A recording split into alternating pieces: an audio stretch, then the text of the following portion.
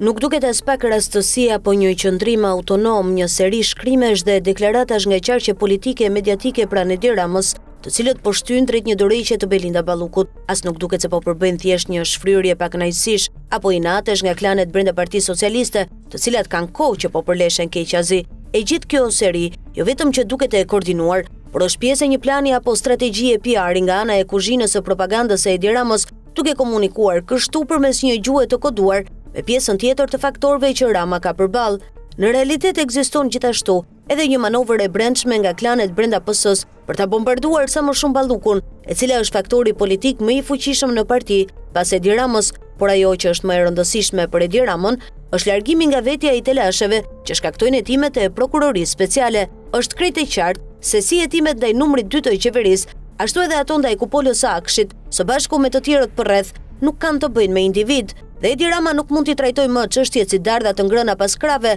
nga që jemi siç kemi qenë edhe në goditjet e tjera, përballë një goditje ndaj projekteve dhe akteve që ka ideuar dhe ndërmarr Edi Rama gjatë qeverisjes së tij. Një akt dorëheqje i Ballukut nuk zgjidh asnjë problem, por përkundrazi, do ta komplikonte situatën edhe më shumë, pasi së pari, siç ndodh në këto raste, do të ndizet zjarri politik me aksiomën nuk mjafton, dhe së dyti, për çështje nën hetim nuk sjell asnjë dobi shtesë. Ajo që në fakt pritet nga Belinda Balluku dhe që sipas të gjitha gjasave do ta bëjë në kuvent kur të zhvillohet seanca në komisionin e mandateve, është një qëndrim i saj publik, jo thjesht për anekset konkrete dhe teknike të dosjes, por një qëndrim politik në lidhje me atë se çfarë në realitet është kjo situatë. Sipas gjasave dhe nuk ka si të ndodhë ndryshe, Balluku do ta trajtojë këtë çështje si një akt publik dhe hetimor ndaj qeverisë dhe përkatësisht e konkretisht ndaj kryeministrit Edi Rama. Ajo, pra zëvendës kryeministrja, është pjesë e shënjestrës së madhe në tabel për të goditur Ramën dhe me të drejtë, ai që duhet të flasë, të sqarohet apo të mbajë një qëndrim publike politik për këtë çështje